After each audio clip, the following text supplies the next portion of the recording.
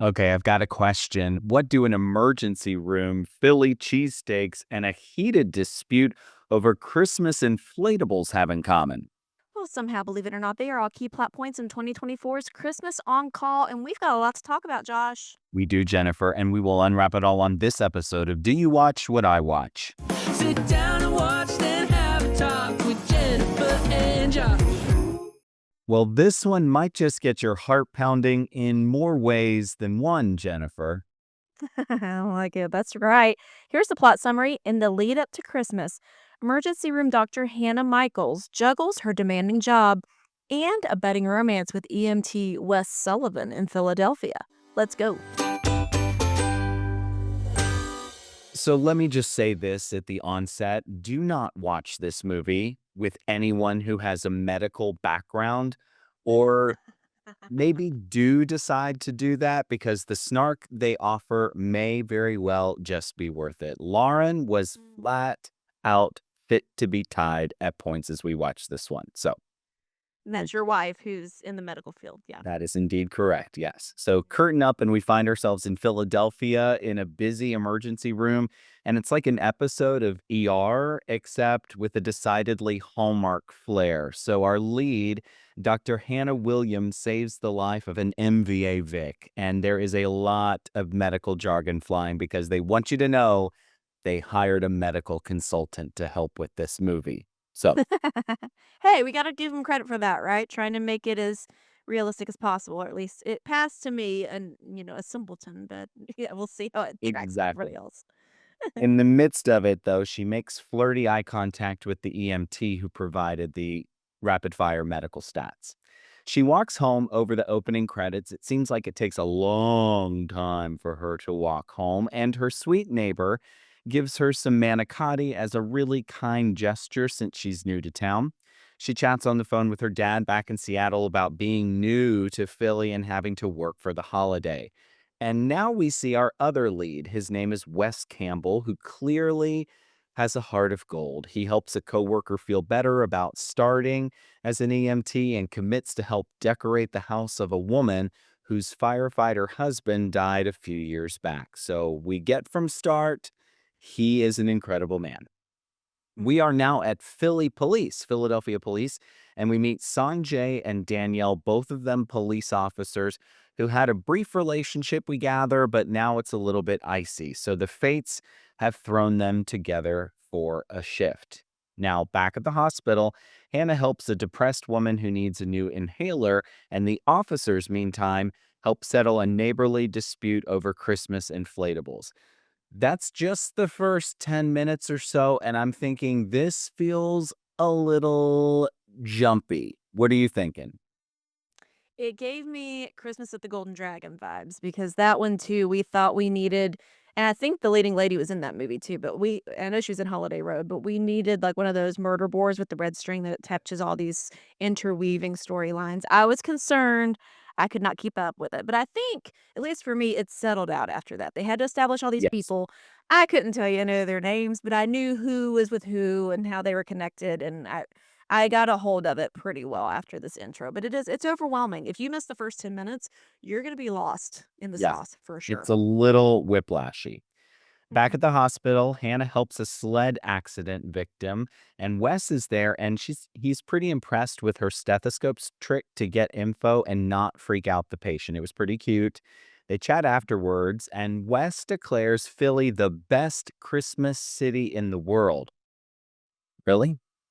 Okay. I think anybody, if you've grown up somewhere, you would maybe say that. You're just a little biased, I'll maybe. give him that. Yeah. I've never been to Philly. I've been there during the summer, but I've never been at Christmas time, so Me neither. shout out to the the travel bureau of No, Philadelphia.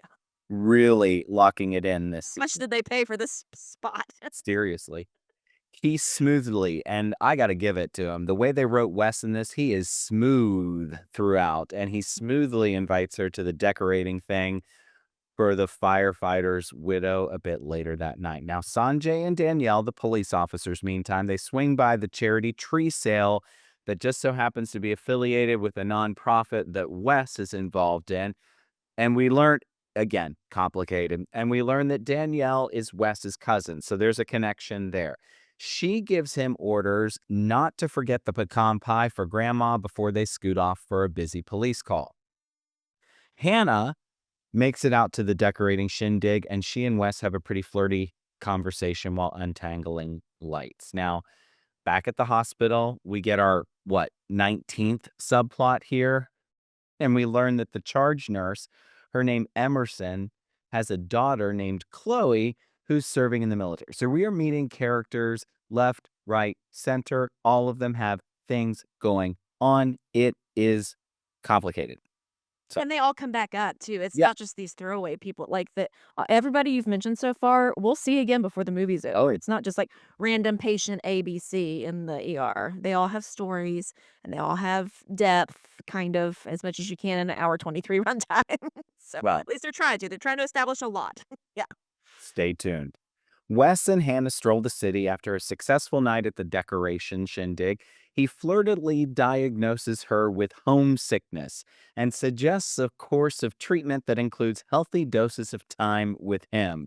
He is, like I said, smooth and So is good. able to secure another date. He just, It was smooth, but it didn't come across sleazy or anything. no, Like, sometimes it can come across a little smarmy or like they do this to a lot of girls or whatever. This is a play, but like you said, he just reads as this really good guy and he's very sweet and has taken a liking to her and just wants her to have a Merry Christmas. absolutely, absolutely. But gosh, if I had maybe a tenth of the mojo as of this guy as a dating man back in the day, Lord. Hannah's dad sends an advent calendar to help her celebrate the season, which is weird since when this movie airs, we're a week out from Christmas, so dad's a little late to the party on that. She puts on Well, the in the heart earring. of reviews on Instagram, she noticed, and I hadn't noticed this. Maybe you did. This scene is the only time we see the advent calendar. That's true. Yeah. There's so much else going on, I didn't even notice that, so shout out the Heart of Reviews, but yeah, this is the moment, and then it's it Well, doesn't now that you say it, does it? she does later on, she quickly nips a piece of chocolate out of the advent calendar. I Oh, did catch that, but that was it. okay. Yeah. Okay, well, yeah. Anyway, It there wasn't was a plot chocolate device at all. There was chocolate later on, but this time on the 18th, she pulls out a pair of earrings, right? And so she wears them to the ER, and Emerson talks to her about the necessity of finding love to balance out the busyness of life in the ER. So we get that Emerson, the charge nurse, is kind of the mom in the emergency room, looking out for everybody. The officers are back at this neighbor dispute over the Christmas inflatables, which is now potentially the scene of a crime. All of the inflatables have been ruined, and both of the neighbors want to press charges, and Sanjay and Danielle split them up and do police things. After a flirty conversation with Hannah in the hospital courtyard, and I'm just like, okay, I doubt that there really is time when you're working in a major city emergency room to have casual Christmas conversation in the courtyard, but I mean, whatever. Well, she Suspend had a point. reality. Maybe it's a mandated break time. Maybe she should made it make take breaks because also this ER was the size of this room I'm filming in right now. Like, we'll get to it, but yeah. So I don't know that it's that hustle and bustle. That's Probably not. Wes decides he's off to buy a Christmas tree for Hannah. He offers some advice to his teenage friend who is torn about going to college across the country and staying close to home to be around his mom, who is a widow. So, I mean, there's this now, this is the 28th plot that we've got going in this thing. yeah. Because remember the firefighter I mentioned? This kid, that's his mom. So they're all sort of, it's Mhm. very as the world turns here in Philadelphia. Mhm. Mm. Mm. The officers are getting a little bit closer, kind of the ice is thawing a little bit there. But here comes this gal named Layla, our 828th character in this thing, who is Sanjay's maybe girlfriend at this point, and she is a lot. They want you to know they are not a match. Hannah was about to leave the hospital to go home, but whoops, here comes a trauma. That often happens in NERs. Wes at her house is bummed, super bummed, because he's there at her place with takeout and a Christmas tree. He had this whole thing planned and work came a calling. So it is a Christmas on call after all. But So she didn't call him. She started to say she was heading that way, and she got sideswiped by this trauma and never actually called him to tell him she could now make it. So he's like, "Is she just not that into me? What's going on?" And it stood up. Yeah. He was all in his feels. She makes West. it home eventually. Yeah. Hannah brings some gingerbread lattes the next day to apologize, and they are able to connect over the pursuit of work-life balance, and they promise to get Philly cheesesteaks soon. So we knew there was going to be a Philly cheesesteak reference. Here we go. It You had to call be. And so when we said what this was in the first Groomsmen movie, the first look, they had Philly cheesesteaks, and I do enjoy a Philly cheesesteak. They do push them on you if you go to Philly. You sit outside the city limits, and it's just like breakfast, lunch, and dinner That's Philly their thing. cheesesteaks. Yeah. So, yeah. Well, the officers chat the next day, and it turns out Layla, not the girlfriend, she's the sister. So they clear that up really quickly, Oopsie doodle. and we never see Layla again. She's done. We just see her to begin with. Don't need exact. Layla drew the short straw of the 800 cast members. Be Exactly. one scene, which Hallmark, just so you know, next year, if there's a big, lots of people movie and you need a couple podcast hosts to just fill in, we don't care. We don't have to. I'm just We're saying. happy to do it. Yeah, Well, I'll be a Layla. I don't care. I don't care. Give me a line or two. I can knock it out of Yeah. the park. Yeah. Mhm. Yeah. Soon enough, we get a cheesesteak montage, and Donna Kelsey, we get her cameo, and she's the cashier. They're trying to have a serious. See, I think acting's not her No. first passion in life. I know. I don't think it's maybe a career choice she needs to set out to do. Yeah. It No. was really bad. It was rough. It was rough. Yeah. They are trying to have a serious conversation at the counter, but an inflatable Christmas tree, maybe the same inflatable Christmas tree that we saw from the Santa Summit, is in the background and completely distracted me. Did you see that Christmas tree? No, I didn't see it. Jennifer, you got to go back and watch that scene. When I tell you, I literally almost spat out my beverage. It was so funny because they're trying to have this serious dump. Must have been like I was doing something else too while I was watching, so I must have been looking away for a minute. Yeah, you got to go back because it was really funny. Both Lauren and I laughed at that. It was great. I love it. Later, they stroll a holiday market and they buy a Rocky-themed ornament, then go get hot cocoa. Now, the officers are back at the inflatable neighborhood dispute. Because they don't have anything else to do Nothing in else. Philadelphia. There's no other crime No happening. other crime. They just have all the time in the world to use their government resources to help these neighbors figure their stuff out with these inflatables. Yeah. I loved it. I thought it was very funny and light, but the reality's out the window. Come on. I bet the Convention and Visitors Bureau were like, yeah, Hallmark, you can come to Philly to shoot this thing, but let's make it very clear this is the extent of crime that the police department is going to have to deal with. Inflatables. That's it. Yeah, nothing more. No. Anyway, these neighbors wind up bro hugging it out, and we never see them again. So that whole thing is settled. So yay. Well, one of those guys was from Snowman's. Oh, see, He was in Santa Summit. Mhm. this is the context that you get on this podcast that, dare I say, you don't get anywhere else, dear listener. Dare I say. Biased. Yeah. Anyway, we're back at Hannah's place, and she and Wes decorate the Christmas tree. He invites her over for Christmas at his place, but of course, she's on call. The movie's called Christmas on Call, so that ain't gonna work. Yeah. Mm-mm. They chat. He moves in for the kiss, and of course, work pages her, so they don't get to smooch. Anyway, there's this big open house at Wes's fire station, his EMS place, and it's a big hit. Wes and Hannah get a little bit cozy by the fire pit, but there's a big call, and they are off. Now, the next day, everyone is back to work. At the hospital, they pull off a miracle reunion. Here comes Emerson's daughter, Chloe. She's home. The goodwill continues when Wes asks Hannah to go to the big Christmas lights display in Philly, where they flirtily walk a little bit later that night and talk about the future. The officers talk about their plans for the holiday, and Sanjay is officially a smitten kitten with Danielle. Mm. Very obvious. Hannah is chatting medicine at the hospital, and Wes shows up with two other guys singing "O Come All Ye Faithful," as one might do in the hospital. Busy day. Anyway, he invites her to join. He'd said earlier he had been in a quartet. What were they called? Oh, I don't remember. They had a cute little Christmassy name, but then one person dropped out, so they needed a fourth member. They needed a fourth. So they come in And recruiting her. they recruit her to be the fourth, and they go off to the community center, and she runs into the asthma patient that she saw earlier because, the good doctor has a heart of gold too. And she said, hey, you might want to go to this community center. They do some things at the holidays that might really mean something to you. and she had to talk to that patient twice, and she finally took the advice and showed up. So she runs into her The and aspiration storyline terrified me. I really thought we were gonna go super dark with her dealing with seasonal depression and all that. I was it felt like it's and glad they addressed it. I mean, it's very real, but I'm glad she got the help she needed. I was very happy to see that. Warmed my yeah. heart. Well, and clearly Hannah is the most compassionate doctor in the history of emergency medicine. So there you have it. Right. Has all the time in the world just to chat it up. Yeah. Mhm. It's now Christmas Eve and they're having the big potluck, but wee alarms start ringing, and here we go. They've got to run to the call. And this is literally the big one.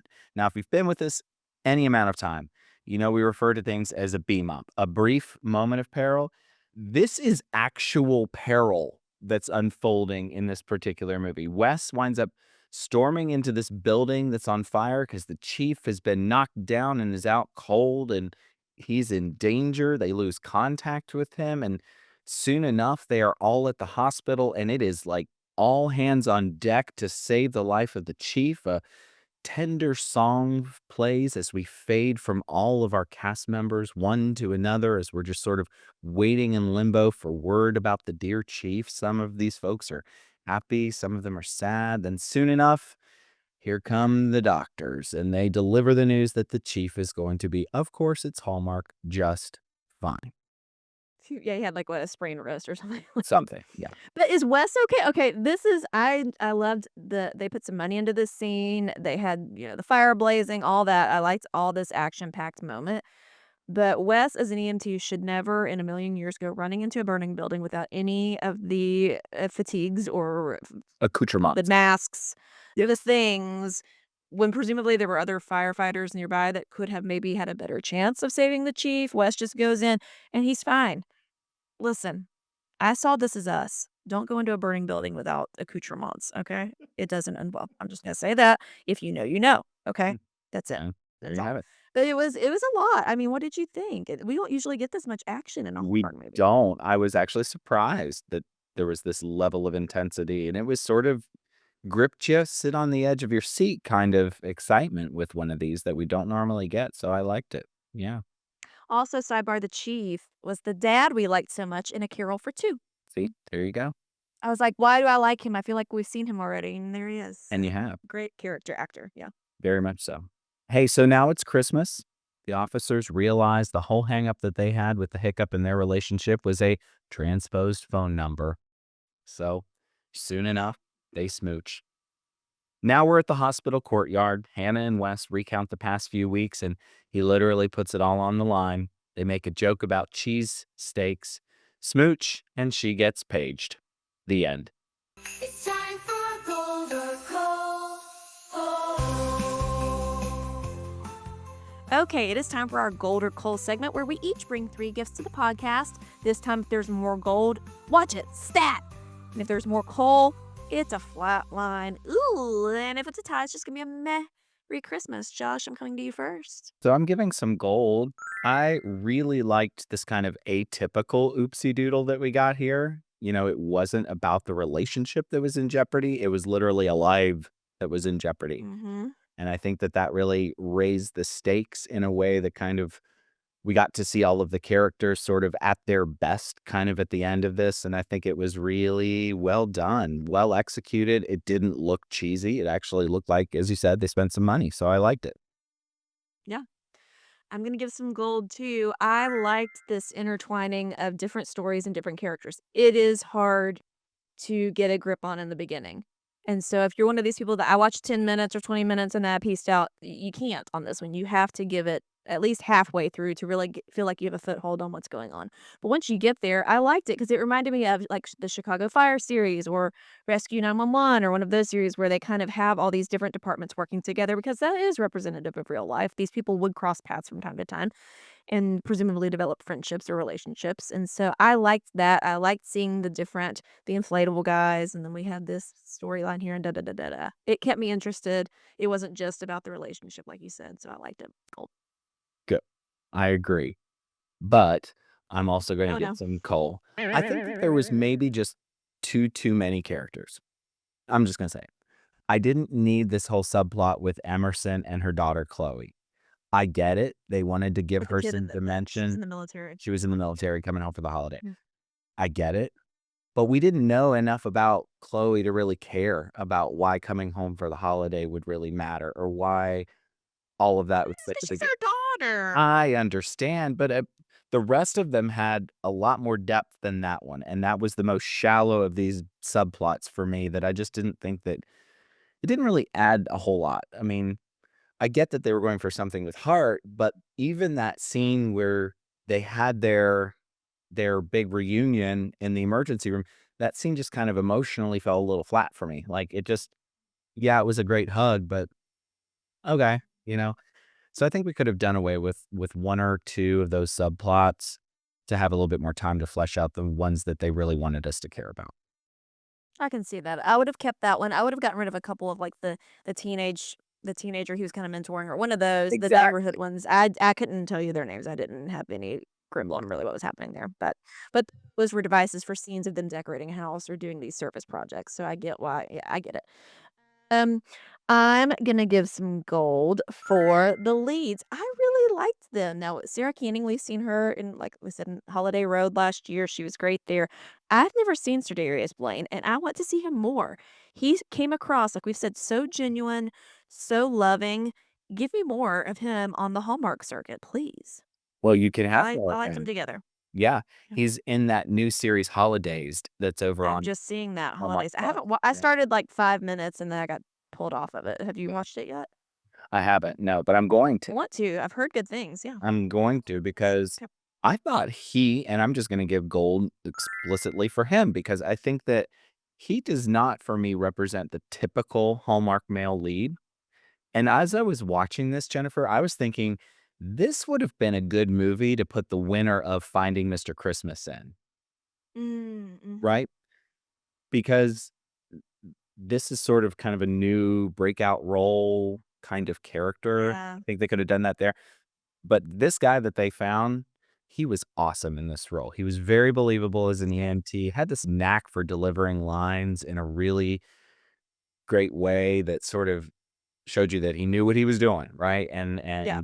the way that they wrote this character was just so, like I said, smooth, and I loved it. It was fun to watch that Mhm. relationship develop, and to that end, she also did a great job of sort of receiving that flirtiness in a way that I thought was Uh, believable. I liked the 2 of yeah, I them. like that there wasn't this like, "Oh, I shouldn't get into a relationship. Oh, maybe I should." Like, they just kinda dove right in, so I liked that. It took a lot of that mess out that kinda stalls the relationships in some of these movies. I will give my last gift, gold. I really like this movie. My heart was warm. And listen, this is another thing where I did not hear much at all about this movie. I gotta tell you, wasn't excited about it. The little bit I heard wasn't really piquing my interest, but we drafted it randomly. And this just proves, like my Norwegian holiday last year, it's the troll theory, is what we have come to call it on this podcast. We drafted a movie last year about a magical troll, and it was so much more than that. And this year, okay, EMT, first responders, it was so much more than that. It did have a lot of characters, but it had a lot of heart too. And I think if you're gonna have a Christmas movie, yes, let's show you helping people and doing things for those in need and expecting nothing in return. I liked it a lot. Are there things that I could critique and nitpick more, like the size of the emergency room and the the fact that there's, like, 3 people working in this ER for presumably a whole city? Not terribly believable, but overall, I really liked it and I would watch it again.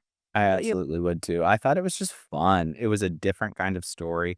We're getting a lot of those on Hallmark this year. Some are landing for me a little bit better than others. This one really did land for me because, like you said, I liked how all of the characters had a lot of heart to them. They all wanted not just to enjoy the holiday for their sake, but you really got a sense of these sort of first responders who were there to benefit and better other people. And I think that that's just something that's really endearing. And I think that that was a great, great vehicle to use in this kind of a story. So, yay, 5-1 is the bottom line. We would absolutely say it is worth the watch. And that, friends, is another episode of Do You Watch What I Watch? Special thanks, as always, to our great friend Nick Shores for our amazing theme song, and to each and every one of you for taking the time to listen on your favorite podcast platform or watch us on our YouTube channel. That's right. Speaking of those, please subscribe to us on our podcast platforms or on YouTube. Tell a friend. People are really starting, like, even my friends who don't watch these movies are really starting to kind of be like, okay, which one should I watch? They're getting into it. Everybody's getting into the holiday spirit finally. This is the perfect time to tell a friend. And you can connect with us at doyouwatchwhatiwatch.com. Up next, this is another one, Josh. We did not draft randomly, but we couldn't not talk about it because it's probably the most anticipated movie for Hallmark this year, at least one of, Hmm. and it is the sequel, much anticipated sequel, Three Wiser Men and a Boy. And here's the plot summary. Brothers Luke, Taylor, and Stefan help Luke's son, Thomas, with the school musical after the director quits. They deal with Mom Barbara's new boyfriend, family dynamics, and during chaotic Christmas season. Yeah, that's worded terribly, but that's okay. Either way, we will have much to discuss. And until then, May your days be merry and bright. We'll see you next time.